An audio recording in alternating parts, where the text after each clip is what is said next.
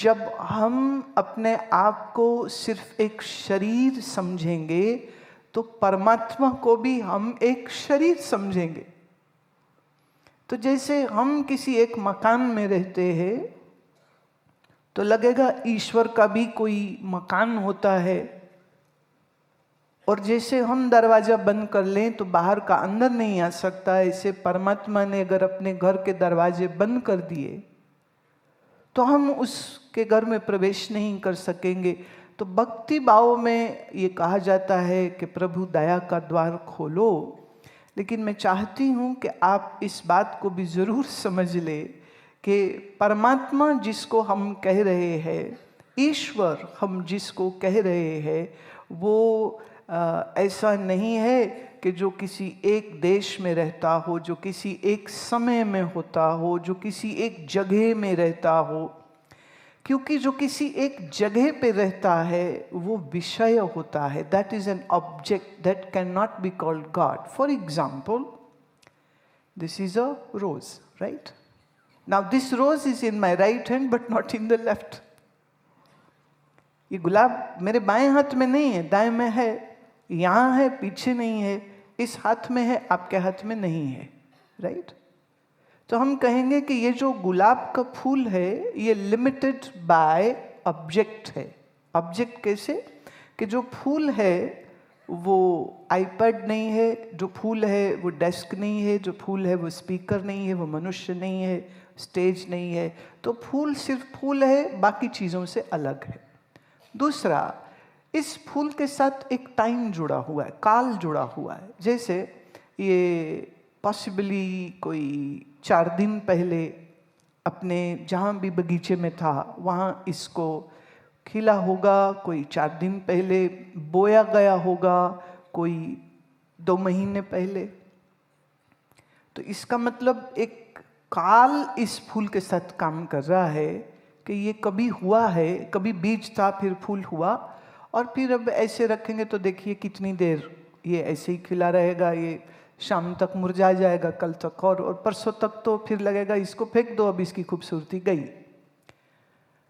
तो जो चीज़ लिमिटेड हो जाए समय से, काल से, उस चीज़ को हम संसार कहते हैं, उसको हम विषय कहते हैं, उसको हम एक ऑब्जेक्ट कह सकते हैं। इसी तरह ये फूल हमेशा नहीं रहेगा, और ये फूल हर जगह नहीं है, और ये फूल दूसरी चीज़ों से अलग है। तो जो लिमिटेड हो टाइम, स्पेस और ऑब्जेक्ट से, a thing which is limited by time, space and object can be called a worldly object, which will be very, very transient, and for very little time it will be there. अब हम अपने शरीर को देखें, आपका हमारा शरीर है, इसका डेट ऑफ बर्थ है, right? You have your date of birth, you know it. पुराने कुछ थे ना जो 40s 50s में लोग पैदा हुए, 30s में जो पैदा हुए हैं, उनको पूछो कि आपका जन्मदिन किस तारीख को होता है, तो उनको कहते जी तारीख तो नहीं पता, बट माँ कहती थी कि उस दिन बारिश बड़ी पड़ी थी, या बोलेंगे उस दिन रात बड़ी काली थी। अभी ये क्या ही हिसाब हम लगाएं कि मतलब ये व्हाट इज दिस। लेकिन ऑब्वियसली ना भी पता हो तो एक आइडिया होता है कि ये व्यक्ति 70 या 80 का है, या 95 का है, या 90 का है, पता चलता है। कोई चीज़ शरीर है, उत्पन्न हुआ है, तो और ये शरीर है। जैसे इस फूल का डेथ डे बहुत पास है, actually it is already dead, it is already dead. whatever sap is there in this, तब तक ये खिलता रहेगा, जब तक अंदर वाला जूस खत्म हो जाएगा तो मुरझा जाएगा। जो चीज़ उत्पन्न हो और मर जाए उसे हम विषय कहते हैं, संसार कहते हैं। अब अगर इसी प्रिंसिपल से हम समझना चाहें तो परमात्मा कब पैदा हुआ था? कोई भी ग्रंथ ये नहीं कह सकेगा कि परमात्मा इस दिन पैदा हुआ, क्योंकि जो चीज पैदा होगी वो मरेगी। इसलिए हम परमात्मा को अजन्मा मानते हैं। जो जन्म नहीं तो वो मरेगा भी नहीं, तो परमात्मा मरेगा कब? तो उसके मरने की भी कोई डेट काल समय नहीं होगा, नहीं है। इसलिए हम परमात्मा को अविनाशी कहते हैं।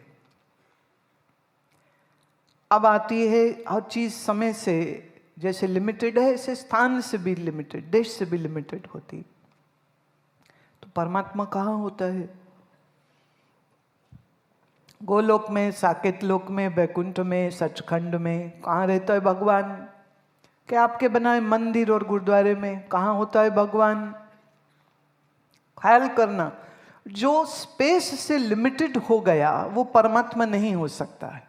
और याद रहे, जो स्पेस से लिमिट हो गया वो काल से भी लिमिटेड हो जाएगा और वो ऑब्जेक्ट से भी लिमिटेड हो जाएगा। और जिसकी सीमन रेखा बंध गई, जो सीमाओं में बंध गया, उसको हम परमात्मा नहीं कह सकते हैं। और जो अनादि है वही अनंत है, और जो अनादि अनंत है देश काल और वस्तु की परिधि से, लिमिट से परे है, हम उसी को परमात्मा कहते हैं। तो अब इस परमात्मा का कौन सा दरवाजा है जो हम खोलना चाह रहे हैं? तो ये जो मैंने गाया है ये एक पोइटिक एक्सप्रेशन है, ये एक काव्यात्मक एक्सप्रेशन है। और श्री कृष्ण कहते हैं कि ईश्वरा सर्वभूतानां, ईश्वर सर्वभूत में है, हृदय से अर्जुन तिष्ठति, और तुम्हारे ही हृदय में बैठा हुआ है। तिष्ठति मतलब बैठा हुआ है, मौजूद है। कैसे? तो कई बार कुछ पेंटर्स, आर्टिस्ट जो है वो पेंटिंग बनाते हैं कि एक आदमी बनाया तो उसके दिल में यहाँ कृष्ण जी का फोटो लगा दिया, तो मतलब दिल में बैठे हैं, तो लगता अच्छा वो मुरली मनोहर जो है मुकुटधारी वो हमारे हृदय में रहता है। लेकिन ये फिर एक आर्टिस्टिक एक्सप्रेशन है। मैंने इसीलिए पहले इस बात को स्पष्ट किया, जो अनादि अनंत है उसका आप कोई चित्र बना नहीं सकोगे। जो सर्वव्यापक है उसका चित्र तुम बना नहीं सकते हो। अब इसी निर्गुण निराकार की अभिव्यक्ति जिन विशेष गुण, विशेष शक्तियों के साथ होती है, सनातन धर्म में हम उन्हीं को अवतार बोलते हैं। अवतार मतलब when a higher consciousness comes down to physical plane is called an incarnation, is called an avatar. Just this much. I'll take you into this very deep subject, but slowly and gently, so that you can understand and follow what I am saying.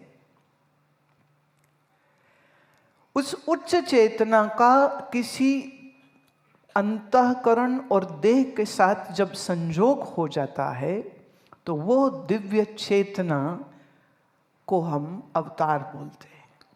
तो श्री कृष्ण अवतार है, श्री राम अवतार है, हनुमान जी अवतार है, दिव्य शक्तियों के है। अब इसकी एक पहचान क्या होती है? इसको हम ऐसे समझे, वेदांत में हम बोलते हैं कि ईश्वर कौन है? जो हमेशा ज्ञानी है, जो शुद्ध सत्वगुणी है, जो सर्व शक्तियों से संपन्न है, और जिसको अपने स्वरूप का अज्ञान कभी नहीं होता है, और जो मायापति है उसको हम ईश्वर कहते हैं। तो उसी ईश्वर चेतना का जब अभिव्यक्ति किसी एक देह में हो रही हो तो हम उसको अवतार कहते हैं।